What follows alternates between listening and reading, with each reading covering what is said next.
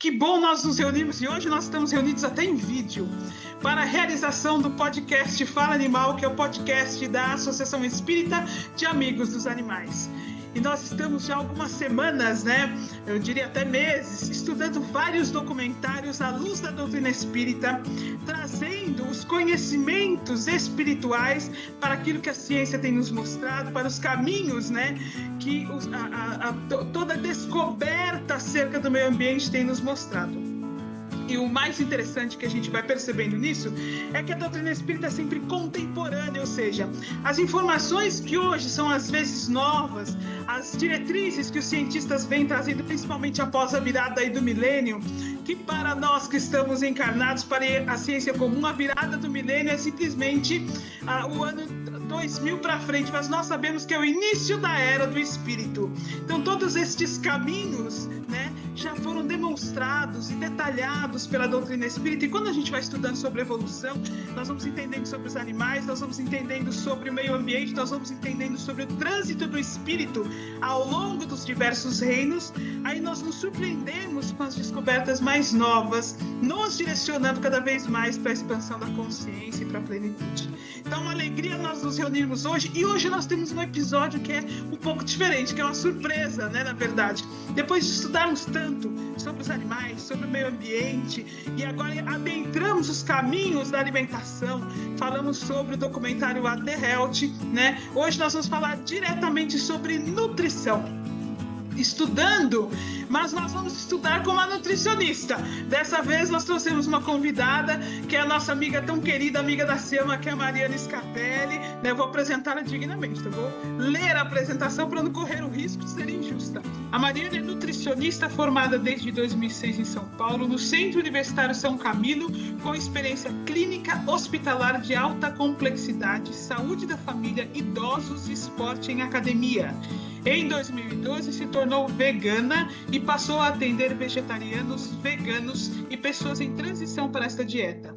Há 7 anos atende com exclusividade este público e desde 2017 vem focando seus atendimentos em praticantes de atividade física e atletas de alto rendimento, principalmente de endurance e veganos. Gente, eu já perguntei para a Mariana o que é endurance, porque eu falei, o que é isso?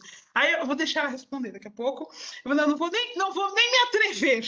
Ela vai contar para a gente o que é. Então, hoje nós vamos conversar sobre nutrição, tirar as principais dúvidas quando nós pensamos numa dieta à base de plantas, indo de encontro às orientações dos espíritos superiores que coordenam os trabalhos do processo de transição para a regeneração. Porque depois de tudo que a gente estudou junto, a gente fica pensando, bom, eu acho que eu vou ter que fazer um caminho novo de alimentação, mas como faço? Eu me lembro de quando eu iniciei esse processo e não foi uma coisa tão simples quanto eu imaginei que seria. Mariana, seja bem-vinda. Como está você? Seja bem-vinda a SEAMA, ao podcast Fala Animal. Obrigada, boa noite para todos, para Nádia, Tiago, Sandra, é um prazer.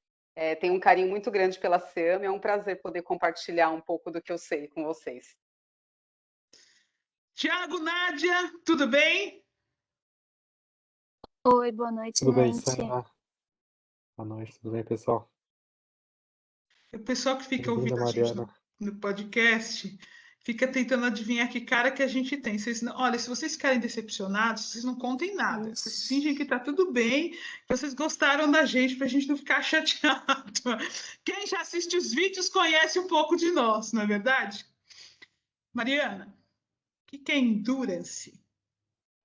Endurance são esportes de alto rendimento e de longa duração. São práticas de atividade física de longa duração. Então, corridas de longa distância, ciclismo de longa distância, natação de longa distância, triatlon, travessias, atletas que fazem esportes que ficam um bom tempo colocando o seu corpo à prova, longas e longas horas praticando aquela atividade. Então, o meu foco é nesse público, apesar de atender também atletas de todos os outros esportes e praticantes de atividade física, de crossfit, musculação, corridas mais curtas, independente, mas como eu pratico também, então o foco maior é no endurance.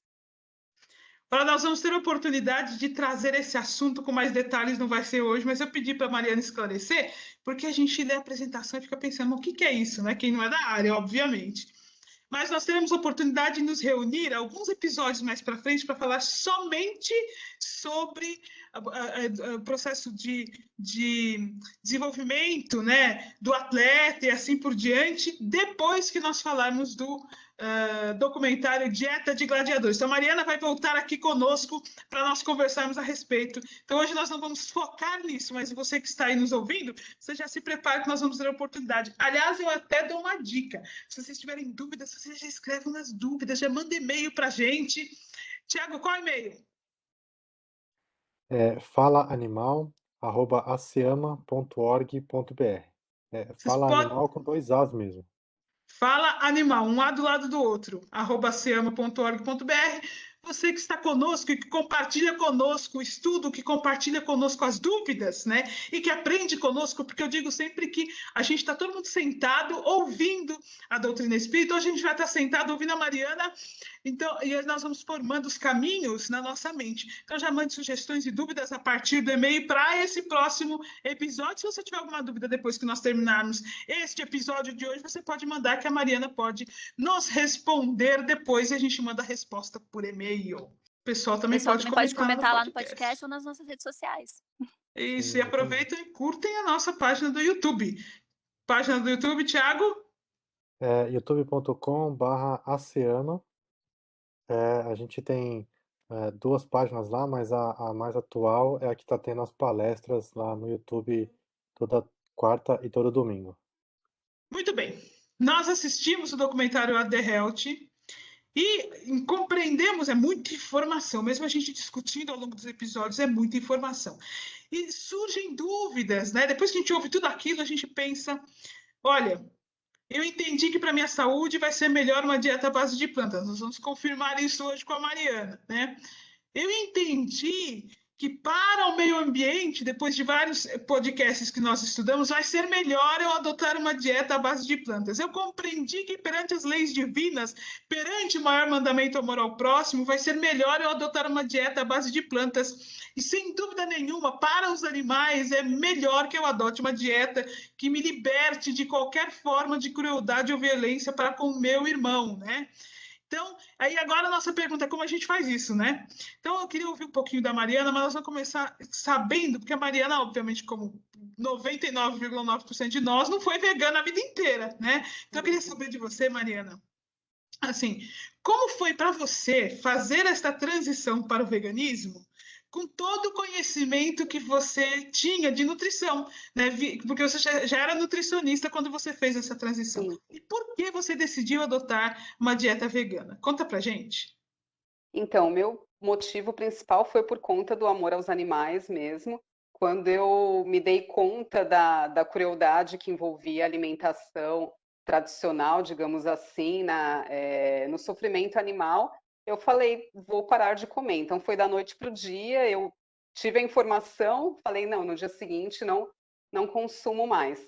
Eu falo que a minha transição foi bem rápida, assim, foram acho que mais ou menos uns 3 meses sem consumir nenhum tipo de carne, aí depois já larguei ovo e leite da noite para o dia, era chá que eu tinha para consumir em casa, não tinha, mesmo sendo nutricionista, não tinha, porque a gente não tem isso na faculdade, e hoje só que está começando, isso já vai fazer 9 anos, né, e agora só que está começando esse assunto nas faculdades de nutrição, eu não tinha o conhecimento, eu falei, não, é chá que eu vou tomar, porque é o chá que não vem de nenhum animal, e foi isso que eu fiz, e aos poucos fui estudando, e na verdade, assim, o fato de ser nutricionista me ajudou muito, porque o veganismo, na verdade, abriu um leque maior ainda da nutrição para mim. Eu estava num momento da minha carreira como nutricionista que eu estava um pouco desiludida mesmo, porque era meio que bater em pedra dura e não saía nada daquilo. Você via que não tinha muita evolução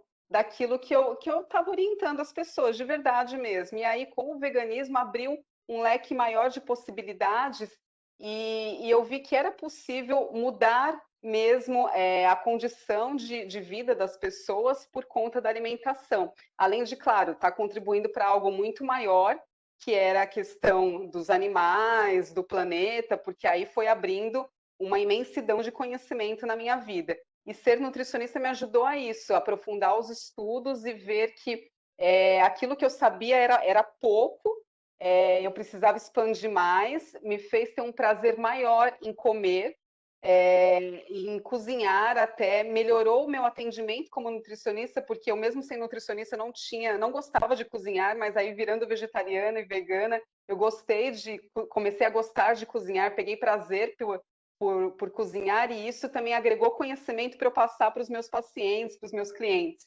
Então, só ajudou, na verdade. Mas o principal foi por conta dos animais mesmo, e eu aliei isso ao fato de ser nutricionista e casou muito bem, assim, porque aí eu vi que o que eu sabia antes era tudo errado, na verdade, que para mim, hoje, com o conhecimento que eu tenho, eu falo que a verdadeira nutrição é uma nutrição à base de plantas, não tem como ser diferente, assim, e eu peço sempre, todo dia, para que as minhas colegas, os meus colegas se abram para esse mundo também, porque é você sair de uma bolha que toda a faculdade mesmo, palestras que você vai, congressos, te colocam dentro daquilo, e quando você sai, se desvencilha disso, é um outro mundo. Realmente, para mim, foi um divisor de águas total na minha carreira mesmo. Sabe o que é interessante que eu estou te ouvindo? Quando a gente pensa, ok, vou me tornar vegano. Comigo foi assim também, foi de uma hora para outra, porque eu comecei a partir da doutrina espírita, do amor aos animais unido ao entendimento de evolução, e isso sei que acontece com os voluntários da SEAMA todos, né? A gente acaba decidindo por uma dieta sem crueldade, né? Mas aí a gente fica surpreso conosco, porque a primeira reação, a reação imediata é: mas o que eu vou comer, né? Uhum. Hoje nós ficamos surpresos com a reação que nós tivemos antes. Eu estava te ouvindo e pensando, a gente passa pelo processo, mas o que eu vou comer? E aí é um leque tão grande de coisas para comer que, na verdade, a dúvida devia ser inversa, né? Se eu não for vegano, o que eu vou comer? E a gente descobre que a gente ingere um monte de coisa que é vegana, sem ficar pensando que aquilo é vegano, na verdade, né? Uhum. Então, é muito interessante essa colocação que você fez e essa colocação que você nos traz sobre a questão da nutrição. Hoje, eu tenho certeza que você tem muito mais autoridade para falar isso do que eu, visto que você está dentro da área de nutrição. Há uma mudança de foco, há uma mudança de olhar, né, do processo da dieta em si, da alimentação em si, à base de plantas. Mas eu imagino que quando você começou 9 anos atrás, essa mudança não existia com esse impacto todo, né? Então, hoje as faculdades vêm Não. adotando isso, esse olhar se modificou até por trabalhos científicos. Mas, por exemplo, eu sou vegana há 20 anos, quase 20 anos. Isso não existia de jeito nenhum. O vegano era, você vai adoecer, você vai ficar desnutrido, e a gente vai ter oportunidade de falar sobre isso daqui a pouquinho, né? Mas houve uma mudança realmente dentro do processo de ciência, do estudo da nutrição, pelo que eu percebo. Você consegue me falar um pouquinho sobre isso? Sim, e eu vejo que, imagina, na sua época deve ter sido muito pior, assim, mas isso, 9 anos atrás, eu não tive credibilidade até com a minha família mesmo. Eles desacreditavam, mas como você é nutricionista e como que você vai deixar de comer carne? Eu falei, mas exatamente por ser nutricionista e ter o conhecimento do que realmente é nutritivo para o meu corpo e para o organismo das pessoas, que eu vou deixar de comer e incluir e agregar N outras coisas que tem. Hoje há mais respeito, né, pelo nutricionista que foca nesse tipo de dieta, né? Tem muito mais respeito, existem muito mais nutricionistas veganos, vegetarianos, mesmo aqueles que não são na vida, são especialistas nisso, né, para atender esse público, mas hoje existem muito mais veganos e é isso, assim, por conta de estudos, e a mídia mesmo agora acaba sendo obrigada a divulgar, por mais que vai contra muitas questões comerciais, né, de patrocinadores, eles são obrigados a divulgar porque tem estudos grandes saindo, né, a todo momento. Então, hoje há mais respeito pelo profissional que trabalha com nutrição vegetariana, vegana. Então, ainda existe, às vezes, uma hora, vez ou outra, você escuta alguma bobagem, né, de que não faz sentido, de que não é possível, mas logo cai por terra porque as provas estão aí. É bem o que você falou, tem um estudo novo saindo todo dia, e não tem mais como as pessoas falarem que não dá e te desacreditarem disso.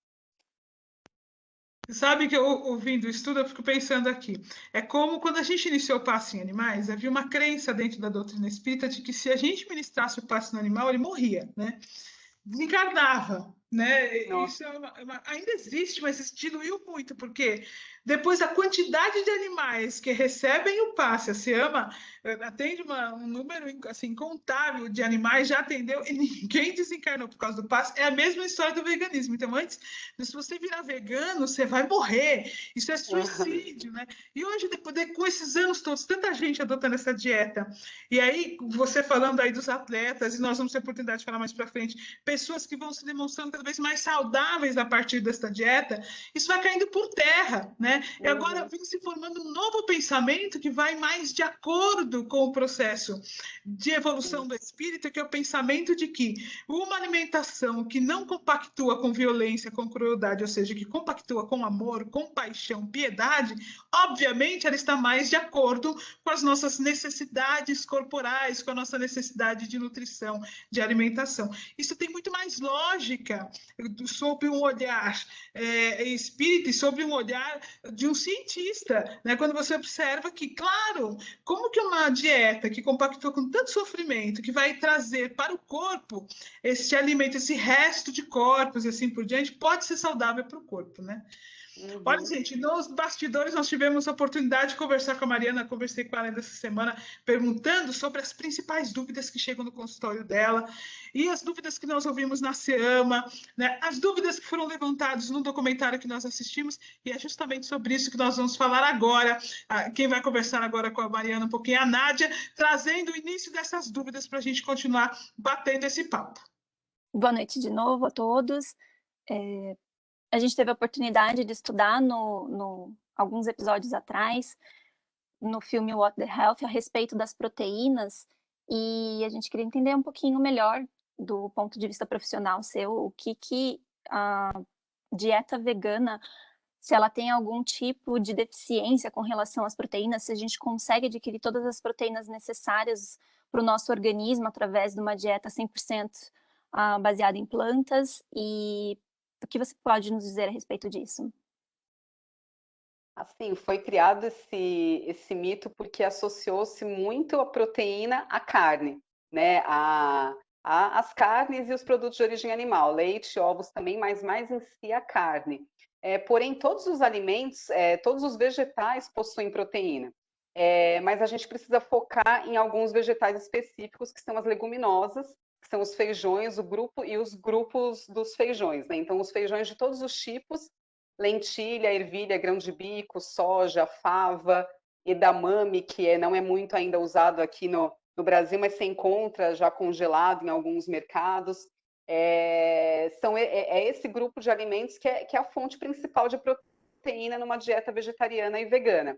E, na verdade, a dieta à base de plantas ela é riquíssima em proteína. A partir do momento que você come a quantidade necessária para o seu corpo, por exemplo, um homem de 70 quilos que precisa de 2.000 calorias por dia, um exemplo. Se ele alcança essa necessidade calórica diária, naturalmente ele vai ter proporcionalmente a quantidade proteica que ele precisa. Então, nem precisaria ficar se preocupando, claro, se ele come de maneira saudável e variada, né? Mas, assim, não precisaria ficar fazendo continha, porque naturalmente alcança a necessidade proteica. Mas as pessoas, como associam demais a carne, ficam com esse medo e com esse mito de que não existe proteína. E o que acontece? O animal, na verdade, ele vai na fonte primária, que são as plantas, os vegetais, para produzir proteína. Ele se alimenta dos aminoácidos que tem nas plantas, né, que são as partes menores da proteína. Os aminoácidos são como se fossem os tijolinhos que vão formar um bloco maior, a casa, né, que é a proteína.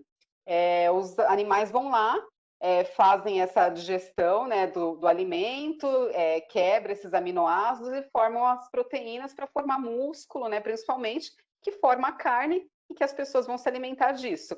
É o que acontece com quem se alimenta à base de plantas. Nós vamos, que nem os animais, vamos direto na fonte dos aminoácidos. A gente ingere esses aminoácidos, os aminoácidos se reagrupam dentro do nosso corpo e formam as proteínas onde a gente precisa. Nos músculos, na pele, no cabelo, onde é necessário, nos órgãos, né? Então, não há por que ter um intermediário, né? Usar os animais para isso. A gente pode ir direto na fonte, igual eles fazem. É mais saudável, tem menos gordura, tem menos aditivos, antibióticos, enfim. A gente vai direto na fonte e consegue a fonte de proteína bem tranquilo. E o que acontece também que a gente vê, onívoros, que são as pessoas que se alimentam de todo tipo de produtos, né? Falamos assim, incluem os animais na alimentação, eles têm proporcionalmente, estatisticamente, uma maior ingestão de proteína. Na verdade, a gente precisa, o nosso corpo, de 10 a 15%, em média, de proteína relacionada à nossa necessidade diária. Os onívoros tendem a comer mais do que isso, e isso acaba não sendo saudável, porque proteína em excesso acaba virando gordura, acaba também se acumulando nos rins, no fígado, né? Acaba acontecendo uma sobrecarga desses órgãos e podem surgir patologias. Já os vegetarianos e veganos, eles têm naturalmente uma quantidade proteica dentro dessa faixa de 10 a 15%. Claro, algumas situações específicas, né, principalmente atletas, a gente precisa ajustar para colocar um pouquinho mais, mas é bem fácil de alcançar. Mas, em média, o vegetariano vegano é de 10 a 15%. Então, por isso também vegetarianos e veganos acabam tendo menores problemas relacionados à saúde, porque eles alcançam as necessidades proteicas necessárias mesmo. E não excedem isso, iguais os onívoros, que acabam comendo mais e têm prejuízo da saúde.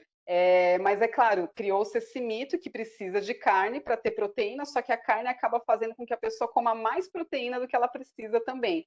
Então, isso já é um problema adicional, além de todos os malefícios que vêm junto com a carne, né?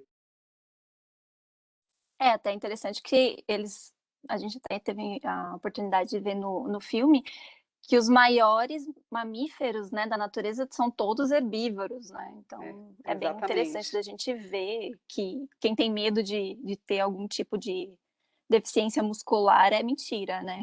Uhum. Mas e a questão da anemia? Porque também tem muito essa questão de tipo, quem não come carne tem mais tendência a ficar anêmico. Mulher, principalmente, toda vez que eu vou numa nutricionista que não era vegana na época, logo que eu comecei, essa era a principal preocupação deles, da deficiência anêmica. O que você tem para nos dizer um pouco sobre isso? Uhum. Assim, o ferro vegetal, ele é diferente do ferro animal. Então, na carne, nós encontramos dois tipos de ferro, o ferro M e o ferro não M. A diferença é que o ferro não M, ele tem uma proteção que faz com que ele tenha uma maior dificuldade, digamos assim, de ser absorvido pelo nosso corpo. E o ferro M, ele não tem essa proteção.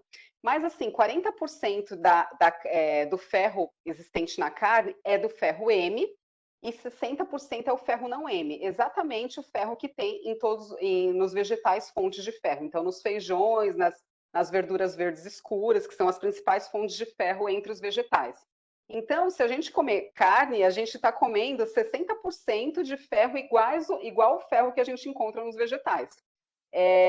Isso, proporcionalmente, quando a gente faz a conta final, você acaba absorvendo muito mais ferro dos vegetais do que o ferro animal, porque a carne já tem menos ferro desse tipo animal. Mas as pessoas acham que a carne tem mais ferro do que os vegetais. A única coisa que a gente precisa do ferro vegetal por ele ter essa proteção, a gente precisa quebrar essa proteção para ele ser melhor aproveitado pelo nosso organismo. A gente precisa de uma ajudinha da vitamina C. A vitamina C, ela é um ajudante para absorver esse ferro no nosso corpo. Então, o que a gente sempre recomenda em todas as orientações, próximo às refeições principais ou junto da refeição principal, principalmente almoço e jantar, onde a gente consome a maior quantidade de alimentos, fontes de ferro, que são os feijões e as verduras de cor escura, né, verde escura, temperar a salada com limão, ou consumir depois, chupar uma laranja, consumir uma água com limão, por exemplo, uma fatia de abacaxi, alguma fruta, fonte de vitamina C que vai ajudar a absorver o ferro desses alimentos. E assim, os estudos mostram também que onívoros têm muito mais anemia proporcionalmente do que os veganos. E veganos têm menos anemia do que ovo-lacto vegetarianos. Porque ovo-lacto-vegetarianos acabam consumindo muito leite e muito ovo quando retiram a carne e ainda mantêm o consumo desses produtos. E o leite, ele é um inimigo para a absorção do ferro vegetal, porque ele tem muito cálcio e o cálcio ele compete com o ferro no mesmo sítio de ligação na célula. Então, esses dois minerais ficam brigando dentro do nosso organismo e aí nenhum nem outro consegue ser absorvido direito. E acaba aumentando estatisticamente o número de anêmicos por deficiência de ferro. Então, geralmente, ovo-lacto-vegetarianos têm muito mais anemia do que veganos, e veganos têm menos anemia do que onívoros também, porque veganos, em geral, né, vegetarianos estritos, as pessoas que comem uma dieta estritamente à base de plantas, elas se preocupam mais com isso e têm uma alimentação mais variada. Então, o ferro acaba sendo que a gente menos precisa se preocupar. Mas as pessoas que não têm o conhecimento acabam se preocupando por falta de conhecimento mesmo disso. Mas a gente tem ferro em abundância e é fácil de absorver ele no nosso organismo pelos vegetais. No começo eu lembro que a minha nutricionista ela falava, tem que chupar uma laranja depois do almoço. Eu só achava que ela queria que eu comesse uma sobremesa saudável na época. Não, faz sentido mesmo. Depois eu fui entender que era a questão do ferro para ajudar a absorção. E só para uma observação, eu dou sangue regularmente, não tenho problemas para doar sangue na questão do ferro, sempre passo nos meus testes. Então, até eu estou há 6 anos vegana e nunca tive problema com anemias, assim, só para dar um depoimento aqui. Eu queria te perguntar uma coisa, aproveitando as dúvidas aí que a Nádia nos trouxe, que é em relação à mulher grávida, ou seja, a gestante. É possível você ser gestante e ser vegana, né? Então, essa é uma dúvida muito comum. Eu engravidei, agora eu preciso mudar minha alimentação, voltar a comer carne, porque senão eu posso ficar anêmica e o bebê pode não crescer como deveria, o cérebro não se desenvolver como deveria. Você consegue falar um pouco a respeito disso para a gente? Sim, primeiro falar que assim, a dieta vegetariana estrita, à base de plantas, ela pode ser aderida por qualquer pessoa, desde a criança, desde o neonato, criança, adulto, idoso, atleta, inclusive gestantes. Então, a gestante pode e deve aderir a esse tipo de dieta ou continuar com a dieta que já fazia, né, se já era uma dieta vegana, porque ela vai ter uma gestação muito mais saudável. Se ela já era uma gestante que seguia uma alimentação vegetariana estrita, equilibrada, com todos os nutrientes necessários, né? Também não adianta comer junk food vegano, né? E falar que está tudo certo. Mas comer uma alimentação balanceada, estritamente vegetal, ela pode e deve continuar. A tendência é de que o bebê nasça ainda mais saudável, porque ela tem menor risco de desenvolver uma diabetes gestacional, de aumentar o peso acima do recomendado nessa gestação. O bebê tende a nascer forte, é só mesmo cuidar como toda gestante tem que cuidar da alimentação, né? Então não há empecilho nenhum com relação a isso. Eu tenho pacientes que são gestantes, que começaram comigo sem ser gestantes e ficaram gestantes durante o nosso atendimento, acompanho elas e é uma gestação super saudável. Acompanhei já gestantes que o bebê nasceu e nunca vi bebês tão saudáveis em comparação a bebês onívoros que eu já conheci até na minha família mesmo, crianças obesas, né, que comem de tudo, porque naturalmente a mãe vegetariana, vegana, acaba oferecendo alimentos mais saudáveis para o seu filho.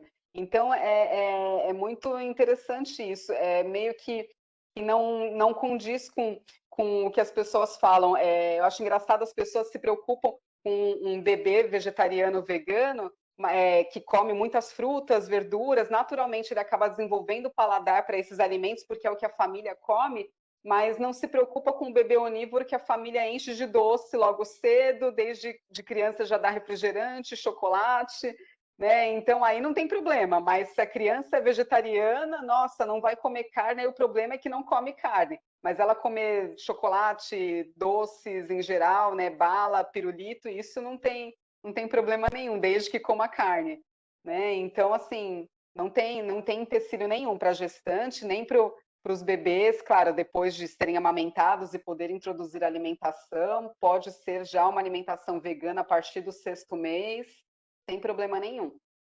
começar a assistir uma geração que já está vindo, né?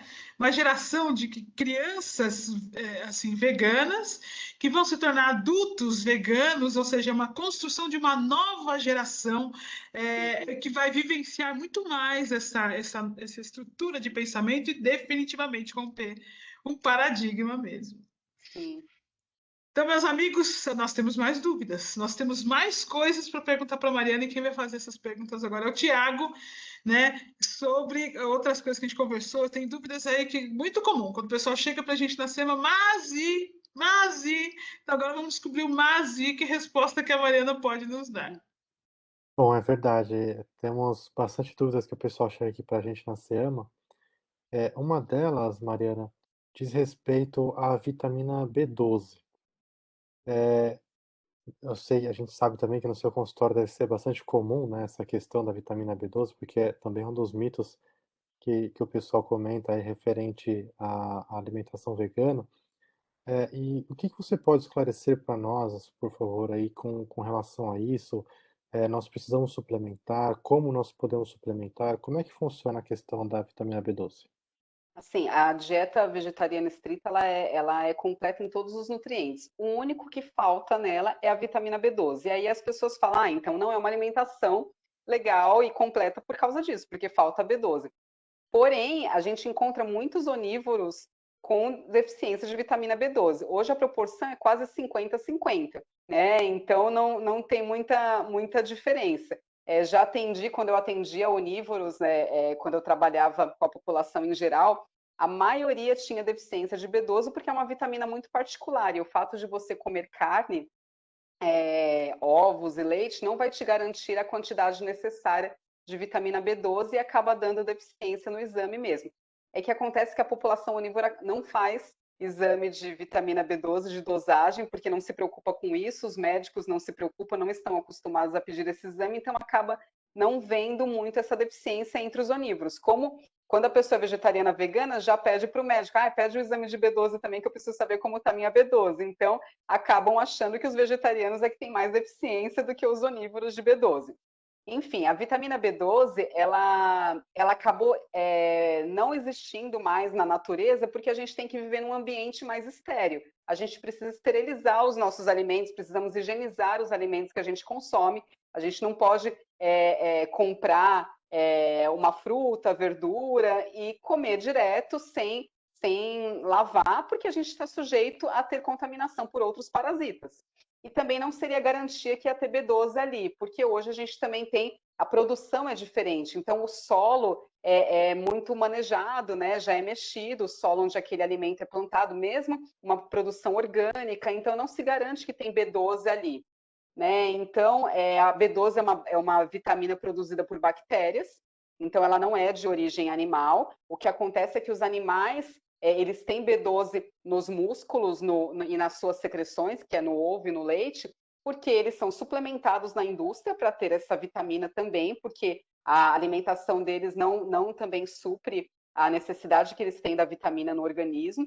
Eles pegam também um pouco do alimento que eles comem, porque não é um alimento esterilizado, higienizado, que nem a gente consome, mas principalmente eles são suplementados na indústria. Até os peixes são suplementados com B12 na indústria. Então, não é também natural falar, a pessoa fala, mas eu como carne porque a B12 da carne é natural e a B12 do suplemento não é natural. Não, nem da carne é natural, porque o animal também é suplementado para ter B12 e para fornecer para você. É a mesma coisa terceirizando, igual a gente falou das proteínas, também terceiriza a B12 através dos animais, então não tem necessidade. Então e os animais também conseguem absorver um pouco de B12 que eles produzem no próprio organismo deles, porque a gente produz B12 no bolo fecal. As bactérias das nossas fezes, né, do bolo fecal, elas produzem B12. Mas no nosso organismo, no organismo humano, é numa porção mais baixa da onde a vitamina é absorvida. Então a gente acaba eliminando essas bactérias produtoras de B12 junto com as nossas fezes. Os animais, eles conseguem absorver, então eles também têm uma absorção dali dessa própria produção, por isso que eles acabam tendo maior quantidade também de B12. Nós não temos essa capacidade, então a gente precisa pegar B12 de origem externa. Como não é garantido dos alimentos, porque a gente tem que higienizar, nós não vamos comer carne também, para poder garantir essa B12. A fonte mais segura de consumir B12 é através dos suplementos. Os suplementos são sempre de origem vegetal, porque a produção é por bactérias em laboratório. O que pode acontecer é que a cápsula desse suplemento pode não ser vegetal. Então, quando na minha prescrição, na minha orientação, eu sempre coloco, quando é manipulado, eu mando manipular em cápsulas vegetais, a vitamina B12, ou oriento marcas que sejam veganas, né, que tenham cápsulas vegetais, porque senão a cápsula pode ser de gelatina, e aí é de origem animal, e aí não faz sentido, né, para aquele público e para o tipo de dieta que eu estou passando.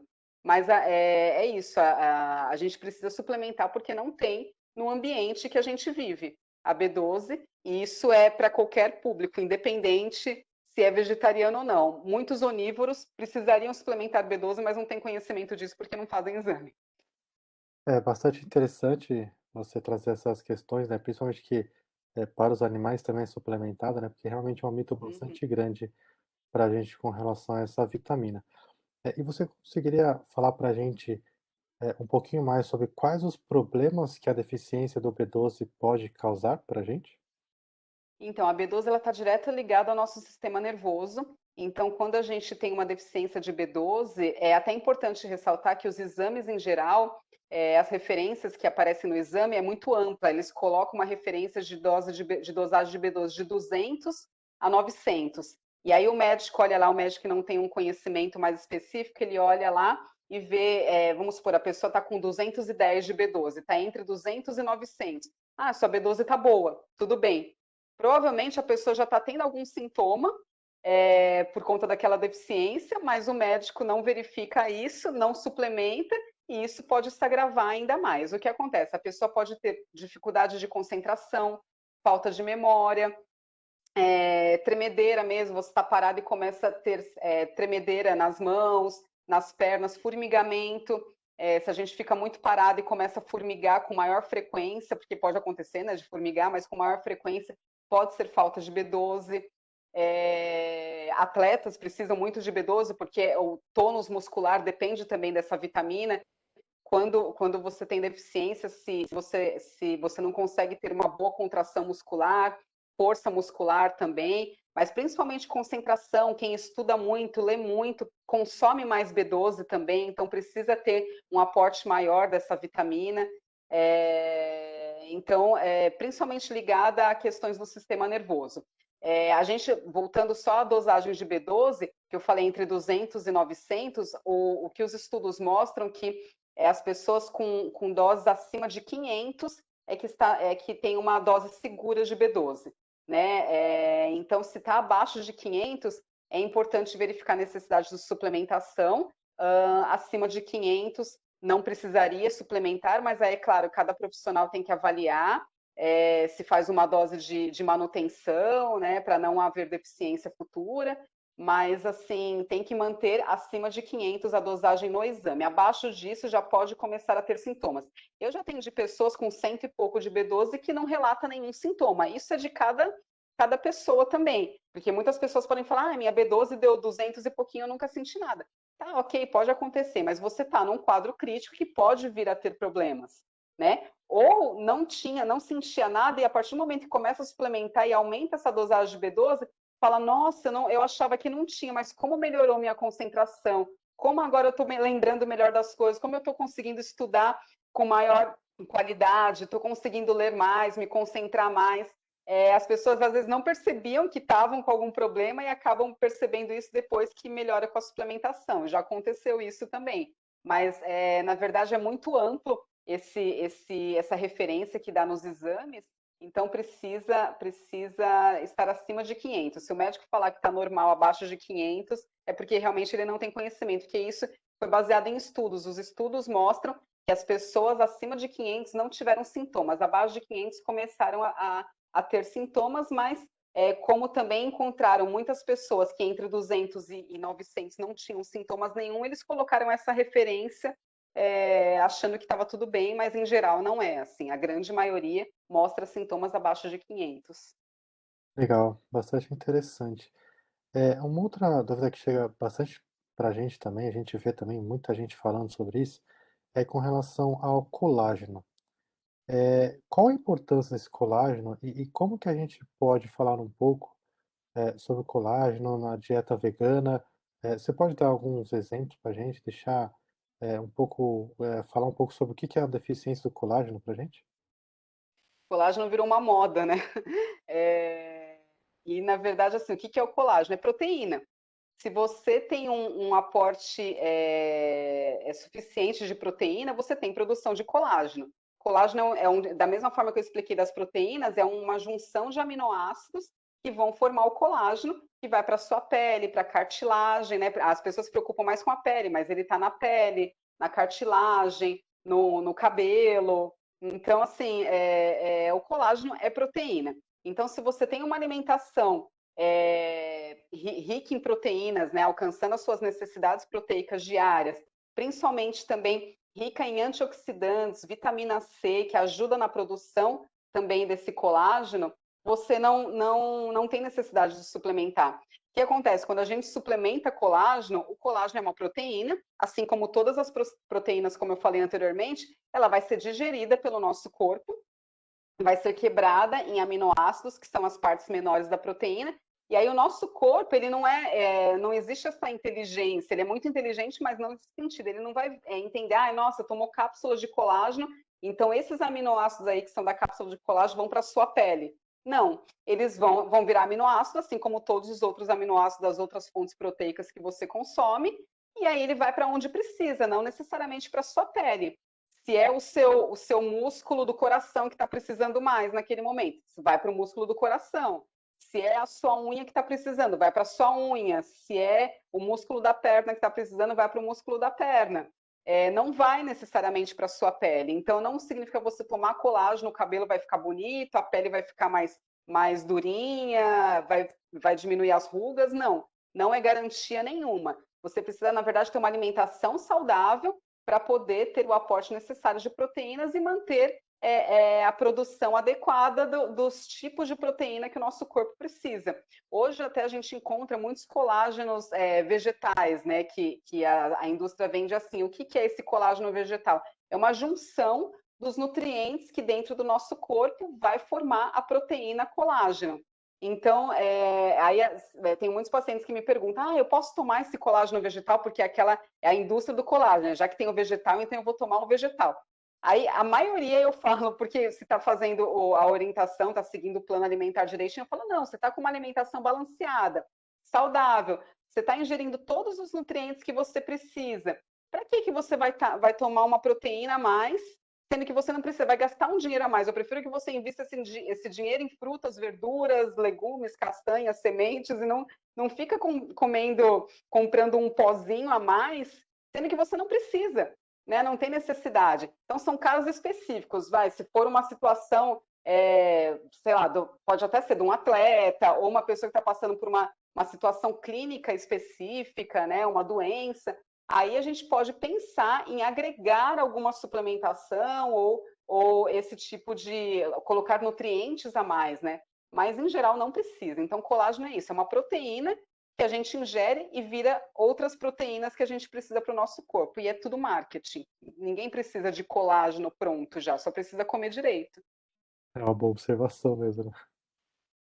Eu estou ouvindo você e pensando como nós, sem perceber, por falta de conhecimento, nós podemos ser manipulados, né? E assim, essa história do colágeno, talvez até com você já tenha tido a oportunidade de conversar. Eu já fui paciente da Mariana, quem não sabe, fui um bom tempo paciente da Mariana. E é justamente isso, a gente ingere o colágeno. Quem disse que aqueles aminoácidos vão ser usados porque a gente está pensando que vai ser usado, né? Então, o conhecimento, a informação é uma fonte muito importante. Quando nós pensamos na alimentação, nas suplementações que nós fazemos, nós temos que pensar que nós estamos ingerindo determinados produtos que vão ser quebrados e vão se tornar nutrientes que vão ter depois um impacto a nível celular. Então, entender esse processo é muito importante para a gente pensar que tipo de alimento, ou seja, que tipo de energia eu quero colocar no meu corpo, porque essa energia vai se tornar microesferas energéticas que vão penetrar na minha célula, inclusive vão ter um efeito sobre o meu código genético. Então, tudo isso nós precisamos pensar, é uma forma de raciocínio que nós não estamos acostumados a ter, e um profissional como você nos ajuda a ter, e eu acho mesmo que no futuro nós podemos assim, ter na escola, por exemplo, algum embasamento de nutrição, né? Porque a gente herda a maneira como a gente faz a nutrição. Então, minha avó fazia assim, minha mãe fazia assim, eu faço assim. Né? E hoje nós temos conhecimento suficiente para não necessariamente herdarmos, mas para nós fazermos um caminho que esteja mais condizente com esse conhecimento.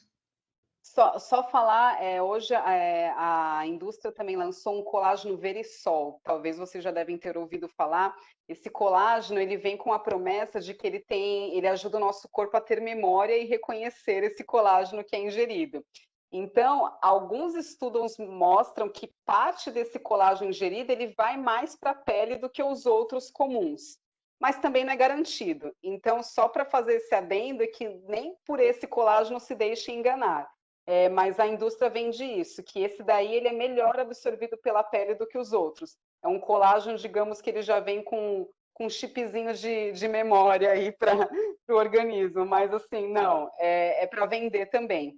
Então, não faz sentido. Outra coisa, a gente trabalha muito na nutrição, eu até venho trabalhando com isso, com atenção plena ao comer, que está muito ligado a isso mesmo que você falou, Sandra, da gente ter maior consciência da nutrição do nosso corpo, então daquilo que a gente está ingerindo. Então, apreciar a comida e entender cada nutriente que está ali e a cada garfada comer com tranquilidade, com atenção plena, para você ter consciência de que cada garfada está nutrindo cada cantinho do nosso corpo e cada célula mesmo. E quando a gente começa a trabalhar a cabeça com isso, você passa a escolher melhor também os alimentos que você come, ao invés de consumir alimentos que não são saudáveis para o seu corpo. Vamos supor, você vai tomar um suco de frutas ou um refrigerante, aí você vai pensar, não, o suco de fruta ele tem vitamina, ele tem minerais, ele tem um pouco de fibra, dependendo, se não for coado, tal, ele vai me nutrir cada célula que precisa desses nutrientes, né, desses alimentos. Já o refrigerante, ele não vai me nutrir dessa forma, ele tem muita química, né? Então, pensando de maneira mais consciente, você vai escolher sempre o alimento mais saudável. Então, é uma forma também e que a nutrição vem trabalhando muito, e eu tenho aplicado muito isso com os pacientes, o comer de maneira mais plena, de maneira mais consciente, para ajudar também, mesmo em questões de obesidade, distúrbios alimentares, vem ajudando muito isso, porque faz a pessoa escolher melhor os alimentos naturalmente por ter essa consciência da nutrição celular. Meus amigos, nós vamos indo para a última parte do nosso podcast de hoje. Então, meus amigos, dando continuidade às perguntas, né? Nós estávamos aqui comentando nos bastidores, que você que vai estar ouvindo aí, você vai ouvir o podcast íntegro, né? Mas a gente tem uns intervalos para falar, conversar, tomar uma água. E a gente estava comentando quanto nós estamos aprendendo com a Mariana, que eu tenho certeza que você que está aí nos ouvindo também está aprendendo, suprindo dúvidas. E aí é uma coisa engraçada, porque conforme ela vai falando, ela responde dúvidas que a gente nem sabia que a gente tinha, e ela fala, a gente descobre que a gente tinha dúvida. E isso aconteceu comigo, aconteceu com o Thiago, aconteceu com a Nádia. Eu falei, nossa, eu nem sabia que eu tinha essa dúvida. A Mariana falou, mas eu tinha essa dúvida. Eu tenho certeza que isso está acontecendo com você também, que está aí nos ouvindo. Vamos lá dar continuidade. Mariana, você pode nos falar resumidamente por que a dieta vegana ou a dieta à base de plantas é melhor para a saúde? Porque é uma dieta rica em antioxidantes, principalmente. Esses antioxidantes fazem com que as nossas células fiquem mais saudáveis. Então, nós estamos sujeitos a toxinas diariamente, seja da poluição, dos alimentos que a gente ingere, né, com aditivos, conservantes, os cosméticos que a gente usa, a própria água que a gente consome, né, não é pura, a gente consome com aditivos que colocam na água para purificar, para limpar essa água. Então, a gente precisa de antioxidante. e os alimentos de origem vegetal são as principais fontes de antioxidantes, que é a vitamina C, vitamina E, são alimentos que não têm gordura saturada, então eles não estão associados ao aumento do colesterol ruim, à agregação plaquetária, então não há uma menor incidência de entupimento de artérias. Ela está associada à prevenção, tratamento e reversão de diabetes também. Hoje os estudos mostram, né, como a gente viu no documentário, que vocês comentaram nos podcasts anteriores também, ela realmente reverte. Em geral mesmo, as pessoas elas adoecem menos. A gente vive de um mal hoje na sociedade, que o principal são as doenças associadas à má alimentação. E a dieta vegetariana estrita, à base de plantas integral, né? Então, livre de refinados, o mínimo de alimentos processados, rica em frutas, verduras, legumes, o mais integral que ela puder ser, ela está associada a um maior controle do peso também, e a obesidade a gente sabe que está associada a todos os outros riscos de doenças cardiovasculares, diabetes, hipertensão. Então, ela simplesmente ajuda em tudo isso. A gente pode falar, parece um milagre, mas não é milagre. Isso é ciência e é a ação do alimento no nosso corpo, na célula. Né? Se você come coisas boas, a resposta celular vai ser só coisa positiva. Então, é isso. Acho que eu não fui muito resumida, mas... Tá ótimo, tá ótimo. Foi bom, foi resumido, sim, eu acho, né? Mas também nós precisamos entender melhor, né? Porque existem tantas teorias, né? E aí você falou de uma dieta antioxidante, né? Tem tanto hoje, tantos tratamentos específicos para retardar o envelhecimento, né? Enquanto a gente pode fazer esse processo através da alimentação. Eu não diria nem retardar o envelhecimento, que na verdade a gente está tentando desacelerar o que a gente acelera com uma má alimentação. E quando a gente faz uma alimentação à base de plantas, a gente simplesmente coloca o corpo no eixo. E aí o corpo até rejuvenesce, ou seja, ele volta para a estrutura que ele teria caso a gente não tenha causado degenerações tão graves que a gente só consiga estacioná-las, não consiga revertê-las. Então, e uma coisa interessante que você falou é que assim, é possível reverter realmente quadros clínicos graves, muitas vezes, através da alimentação, uma alimentação à base de planta saudável, né? Que é o que você falou, realmente rica em plantas, em integrais, etc. Então, isso e é interessante que você traz essa experiência clínica que você vê, né? Que está além dos livros que a gente fala, do que a gente estuda, que é o seu dia a dia, o seu cotidiano, né? Agora, é muito comum, eu sei que tem várias pessoas que estão nos ouvindo, estão pensando assim, meu Deus, mas como que eu vou fazer isso? Né? Existe um mito sobre a dificuldade que vai ser, né? As pessoas a gente já para pensar, e agora? Como é que vai ser? Será que eu vou dar conta, né? Então, eu queria saber se você tem alguma dica que você possa dar para o pessoal para fazer essa transição e quais são as maiores dificuldades que você vê no seu cotidiano, no consultório, desse processo de transição de uma dieta onívora para uma dieta à base de plantas. Tá. Só lembrando que eu não falei, ela é altamente anti-inflamatória. E o que eu observo, principalmente, isso é muito absurdo e maravilhoso que eu observo pessoas que têm artrite reumatoide, a diferença que dá, pessoas que não conseguiam flexionar os dedos, não conseguiam levantar direito, de verdade, assim, a gente fala que é coisa do documentário, mas não é. Isso eu vivencio.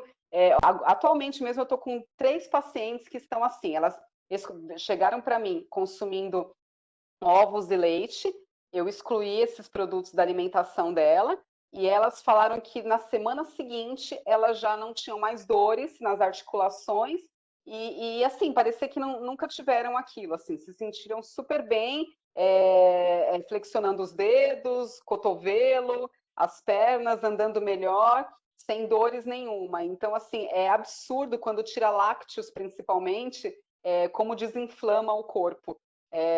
Então, assim, não tem como negar isso. Em relação a como fazer, né? Na verdade, o que você vai fazer? Você vai excluir os alimentos de origem animal e vai descobrir que tem toda a infinidade, como a gente já falou, né? E o que você precisa pensar? A sua alimentação, vamos para o prato do almoço, principalmente. A gente precisa pensar que tem que ser composto por um cereal. Quais são os cereais? arroz, batata, quinoa, aveia, trigo integral, milho, esses são os cereais, são as massas, digamos assim, os carboidratos, mas vamos pensar em carboidratos saudáveis, não vamos, carboidrato também é açúcar, mas não vamos pensar no açúcar em si. Mandioca, mandioquinha, arroz integral, milho, cevada, então o prato tem que ter um quarto do prato, pelo menos, desses alimentos. Outro quarto precisa ser das leguminosas, que lembra que eu falei das proteínas.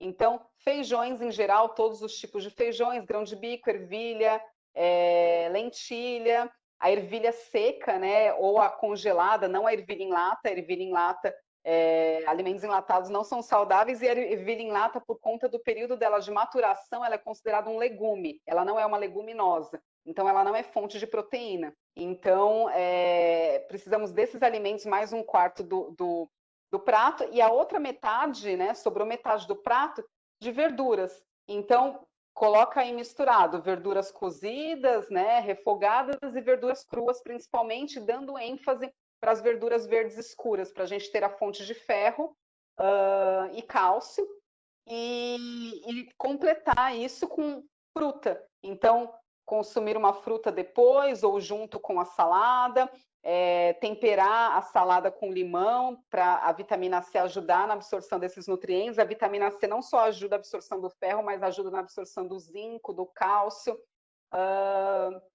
Mas é isso, basicamente. Lembrar que você precisa consumir todos os grupos alimentares. Se você tem esses grupos, você vai ter uma refeição completa. Colocar nos intervalos frutas, procurar, se for consumir pães, que sejam, dar prioridade para os integrais. Não que a gente não pode comer pão branco, mas dar prioridade para os integrais, né? Deixar que os pães de farinhas refinadas, né, eles sejam esporadicamente, não virem uma rotina. E é isso, assim, eu acho que o básico é isso. E aí, claro, para suplementações, tudo é sempre legal se orientar com um profissional habilitado que entenda desse tipo de dieta, mas dá para começar, assim.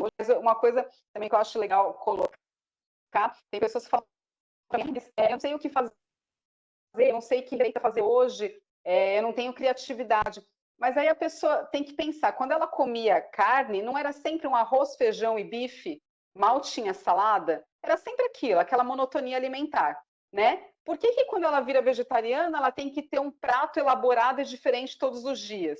Se você consumir arroz, feijão, salada, que seja, salada simples até, todos os dias, você vai estar super bem alimentado.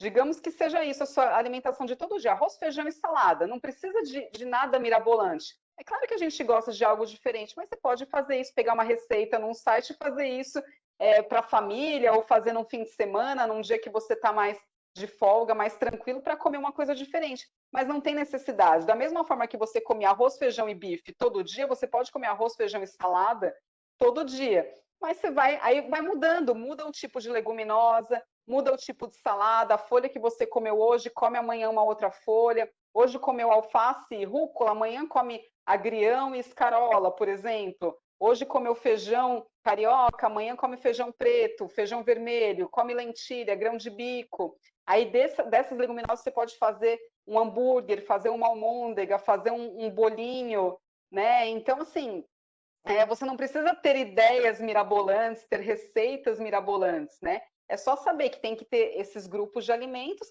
e pronto. E tenho certeza que mesmo assim a sua alimentação vai ser mais variada do que quando você só come arroz, feijão e bife. É isso mesmo. E tá vendo como é uma coisa simples? Porque também existe um mito, né? Olha, um mito comum. Ser vegano é caro, né?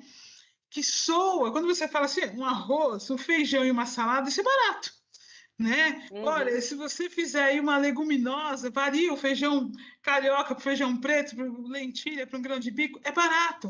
Então, na verdade, isso é um mito praticamente implantado para a gente acreditar que se eu virar vegano, eu vou precisar de muito dinheiro. E é uma inverdade, né? Assim, procurar alimentos da estação. Então, vai à feira e as frutas da estação são mais baratas. Além de tudo, se você não pode consumir orgânico, porque infelizmente ainda é muito caro os alimentos orgânicos, as frutas da estação, elas tendem a ter menos agrotóxicos, porque elas não precisam de tanto agrotóxico para poder produzir. Então, consuma as frutas e verduras da estação, né? Isso vai até te dar uma variedade maior de alimentos que você consumir, porque você não precisa consumir, por exemplo, tomate o ano inteiro. Não é época de tomate, você não vai consumir o tomate, você vai consumir outro alimento. Não é época de uva, você não vai consumir a uva, porque está muito cara, você vai consumir outro tipo de fruta. E assim vai indo, você vai variando de acordo com a estação e naturalmente você acaba tendo uma alimentação mais variada em nutrientes, né? Para não comer sempre a mesma coisa. E é isso, assim, a gente gasta mais se só comer produtos industrializados. Veganos, né, e não veganos também são mais caros, mas os produtos veganos ainda são mais caros industrializados. Se você escolher por alimentos mais saudáveis e naturais, não vai gastar mais. Com certeza você vai gastar muito menos. Amigos, a natureza nos fornece, a partir das mãos divinas e do nosso Mestre Jesus, que é o co-criador de nosso planeta, tudo o que nós precisamos para suprir o nosso corpo e para nos conectar com a natureza como um todo, para nos conectar com o divino, inclusive a partir da alimentação. Então, às vezes a gente pensa, eu quero entrar na natureza e dar um abraço numa árvore. Isso é um processo interessantíssimo, mas nós podemos trazer a alimentação para dentro das nossas células e nisso um processo de comunicação de dentro para fora para com a natureza. Tenho certeza que você que está aí nos ouvindo tenha muito mais dúvidas. A gente também, à medida que a Mariana foi falando, tem um monte de coisa na nossa cabeça, mas o nosso tempo é limitado. Nós teremos a oportunidade de estar com a Mariana em outro episódio. E olha, Mariana, eu não sei nem como lhe agradecer em nome da SEAMA, em nome dos animais e em nome da doutrina espírita, esta contribuição tão valiosa, tão luminosa para os caminhos de evolução de cada um de nós e para os caminhos de evolução do planeta. Muitíssimo obrigado. Suas considerações finais. Eu que agradeço. Quanto mais eu puder contribuir para que as pessoas deixem de comer os animais e tenham uma alimentação mais saudável, adoeçam menos, tenham essa consciência, é um prazer enorme que eu tenho e é uma alegria. Eu falo que hoje é a minha missão mesmo. Eu virei vegana e sendo nutricionista para isso, para poder conseguir modificar a alimentação das pessoas em prol mesmo de um mundo melhor em geral e principalmente para os animais. Eu agradeço muito e espero ter tirado grande parte das dúvidas de vocês. O que eu queria comentar era como os estudos foram evoluindo desde a época quando foi feito, o Kardec fez o Evangelho do Segundo Espiritismo, que traz realmente esses ensinamentos, esses entendimentos maiores do que está escrito lá. Pra gente, porque lá naquela época, o estudo realmente sobre a nutrição, sobre o corpo humano, sobre os nutrientes de cada alimento, nós não tínhamos isso. E hoje, o que a Mariana nos trouxe é a gama desses estudos, né? Que são capazes realmente de fazer com que a gente entenda que, por exemplo, um colágeno é uma proteína que a gente tem como suplementar numa própria alimentação natural, como diversos outros tipos e grupos de alimentação pode trazer para a gente e fazer com que o nosso corpo realmente se nutra efetivamente do que é necessário, fazendo com que a gente tenha uma qualidade de vida muito maior, uma recuperação, um rejuvenescimento muito maior das nossas células. Na verdade, eu tenho uma dúvida, porque a Mariana estava falando que as pessoas ficam menos doentes, né, com a nutrição, mas na verdade tem muito vegano também que se cobre, muita família de vegano que cobra os veganos quando eles se tornam veganos para ser tipo super-homens, tipo, não pode ficar doente, mas você tem uma nutrição, uma alimentação que você disse que é extremamente saudável, por que você ficou doente, né? Mas as pessoas não levam em consideração nervosismo, ansiedade, todo fator emocional das pessoas, falta de exercício e etc. Mas eu acho que é importante também para as pessoas não se cobrarem tanto quando eles estão no processo de transição, porque às vezes eles começam, ficou doente na primeira gripe, já passam, vou desistir, tipo, eu não ficava doente, tipo, por que eu tô doente se eu tô com uma alimentação super saudável e coisas do gênero, sabe? Sim, acho que as pessoas têm que ter a consciência de que o vegano é um ser humano como qualquer outro. Exato. E fica doente. E nem as pessoas perguntam, né? Devem perguntar para vocês assim, mas você toma remédio, é testado em animais, tal. Se for necessário, a gente toma, mas eu garanto que a gente toma bem menos do que a grande maioria das pessoas, porque a gente come de maneira mais saudável. Então fica menos doente, mas não que não fica. né? Então, é que nem a história da Covid, por exemplo, né? Eu vi vários veganos falando que vegano não pegava Covid. Eu falei, gente, pelo amor de Deus, não Absurdo. pode falar isso, porque isso vai fazer com que pessoas saiam por aí sem se proteger, né? Achando que porque é vegano é um super-herói. E não é isso. Vegano pega Covid como qualquer outra pessoa. O que os estudos, até aquele estudo recente que saiu, mostram que os veganos eles têm uma tendência a se recuperar melhor ou a não desenvolver a forma grave da doença. Mas vegano também morre de Covid, né? Então, como morre de outras doenças, vegano também desenvolve câncer, mas a incidência é menor por conta da alimentação. Então é isso, a pessoa tem que ter consciência disso. E acho que tem cobrança, na minha família tem, agora não, né? Porque as pessoas respeitam mais, mas todo mundo tem esse tipo de cobrança que você é vegano, então não pode ficar doente. O que não observa, né, que eles que não são veganos estão sempre doentes. É diferente do vegano, que de vez em quando está doente, eles estão sempre doentes, né? Seja com gripe, com diabetes, colesterol alterado, tudo isso, né? Hoje existe um conceito de que é tão comum as alergias, as asmas, as bronquites, o colesterol alto, triglicérides altos, que virou ser normal. As pessoas nem consideram que elas estão doentes, né? Nós deixamos de considerar que estamos doentes quando apresentamos essas situações, porque o índice é tão alto que virou normal, o que é uma loucura. Eu tenho certeza que nós vamos testemunhar em algumas décadas como isso se modificou, e aí nós vamos dizer, nossa, a gente achava que aquilo era normal, e não era normal, efetivamente. Eu queria só, para a gente indo para o encerramento, dizer que vegano é um espírito encarnado. E como um espírito encarnado, ele tem suas provas, seus processos expiatórios, ele vai desencarnar um dia. O corpo físico do vegano, ele não é um corpo imortal, mas nos cabe, né, pelas leis divinas, preservar o corpo da melhor maneira que nós podemos, de forma que ele sirva realmente como um instrumento de evolução. E as nossas células, como espíritos em estágio inicial de evolução, também dependem de nossas escolhas, inclusive alimentares, para que o processo reencarnatório deste espírito ainda inconsciente possa ser a melhor experiência possível no desenvolvimento da microconsciência que ali está se formando, daquela psique que ainda está no processo de consciência. Mas, meus amigos, nós vamos indo para o encerramento do nosso podcast. Agradecendo novamente a Mariana, a você que está conosco e deixando aqui um abraço fraterno de todos os voluntários da SEAMA e até a semana que vem.